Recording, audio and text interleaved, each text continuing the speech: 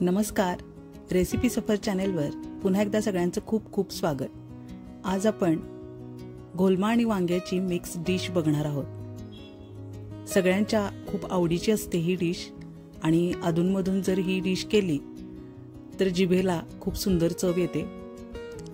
खूप साध्या सोप्या पद्धतीची ही डिश आहे। तर बघूया, कढई तापत ठेवलेली आहे आणि त्यात 2-3 चमचे तेल टाकायचे आहे। अगदी मोजके मसाले लागतात आणि अगदी 10 ते 15 मिनिटात बनून तयार होते। कांदा, टोमॅटो आणि कोथिंबीर सुद्धा चिरून घेतलेली आहे मी, पण त्याआधी आपल्याला थोडे मसाले टाकायचे। तेल चांगलं तापल्यानंतर जिरे, हिंग आणि हळद टाकूया।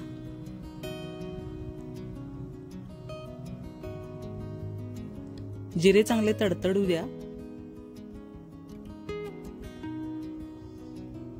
आणि त्यानंतर कांदा आणि टोमॅटो चिरलेला टाकायचा आहे।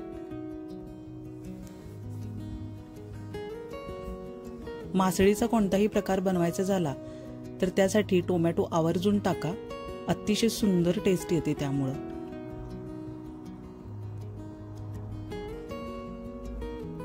घोलमा, सुकट, जवळा अशी वेगवेगळी नावं आहेत यासाठी। तुमच्या भागात घोलम्याला काय म्हणतात हे नक्की कमेंट बॉक्स मध्ये कळवा। भाजी नसेल तर ऐन वेळेला ही मासळी बनवून पटकन तयार होते। आता वांग चिरून घेऊया। कांदा आणि टोमॅटो भाजेपर्यंत आपल्याला वांग चिरून घ्यायचं आहे। खूप आधी जर चिरून ठेवलं तर वांग काळं पडतं।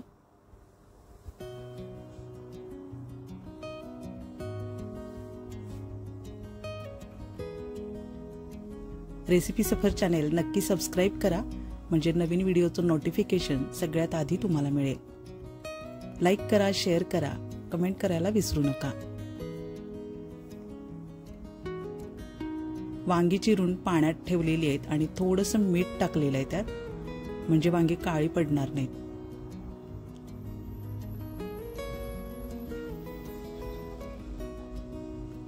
आता मासळीचा तुकडा टाकलेला आहे। मासळी आणि घोलमा कोमट पाण्यात आधी भिजत ठेवायचं 10 मिनिटं आणि त्यानंतर थंड पाण्यानं धुवून काढायचं। आता घोलमा टाकलेला आहे। फोडणीत परतल्यानंतर याचा उग्र वास निघून जातो, त्यासाठी व्यवस्थित तेलात परतणं खूप गरजेचं आहे।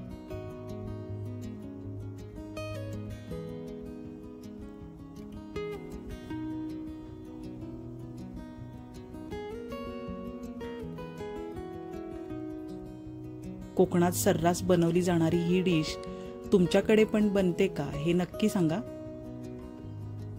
2-3 मिनिटाची वाफ दिलेली आहे आणि आता झाकण उघडून बघूया।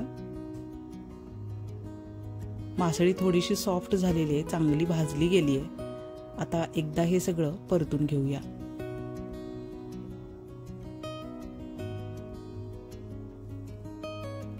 आता जे वांग आपण चिरून ठेवलं होतं पाण्यात ते टाकायचे आणि वांग सुद्धा याबरोबरच आपल्याला फोडणीत परतून घ्यायचे।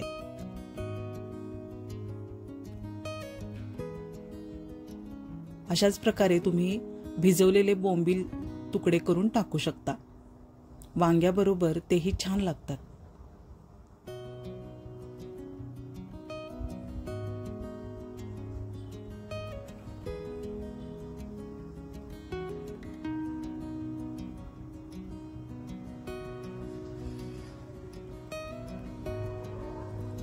पुन्हा थोडंसं चमचाभर तेल टाकलेलं आहे मी।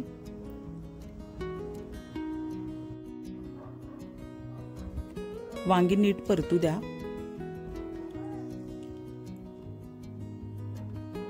आणि त्यानंतर आपल्याला मटण किंवा चिकन मसाला टाकायचा आहे। गरम मसाला टाकला तरी चालेल।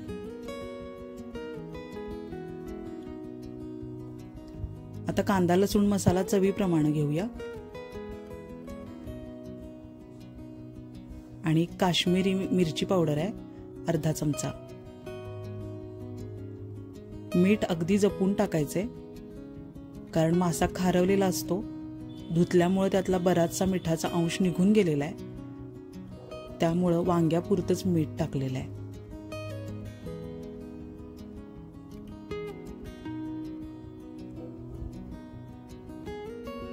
फोडणीमध्ये हे सगळं परतणं खूप गरजेचं असतं.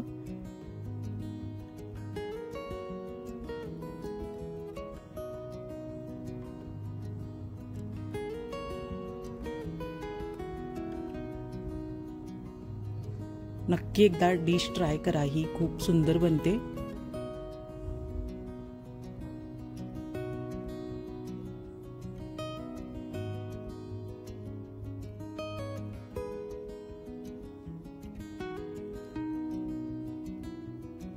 कोकणात रोजच सर्रास बनवली जाते ही डिश. आता थोडंसं गरम पाणी टाकूया, म्हणजे सगळं एकजीव होईल.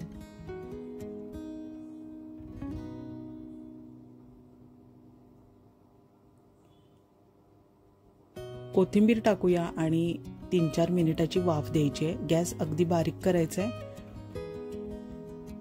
वांगी शिजेपर्यंत आपल्याला वाफ देऊन घ्यायची आहे.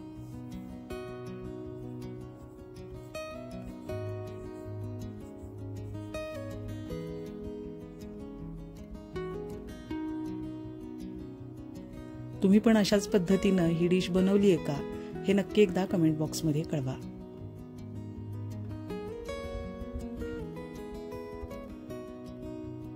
आता एकदा चेक करूया.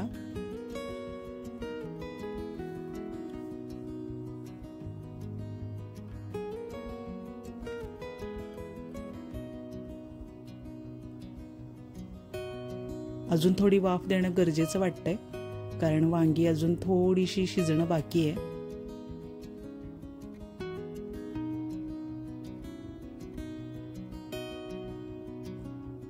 आता पुन्हा 2-3 मिनिटं आपल्याला झाकण ठेवायचंय.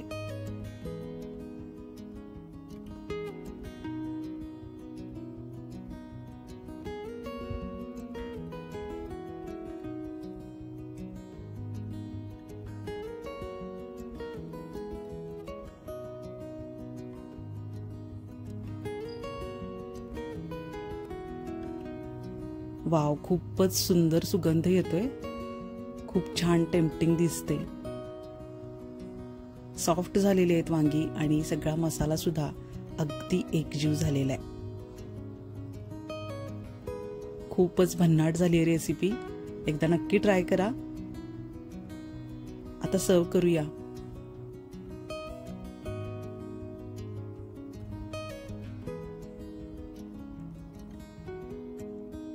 आता डिश मध्ये सगळ्यात आधी मासळीचे तुकडे मी काढून घेतलेले आहेत. छान सॉफ्ट शिजलेली आहे मासळी.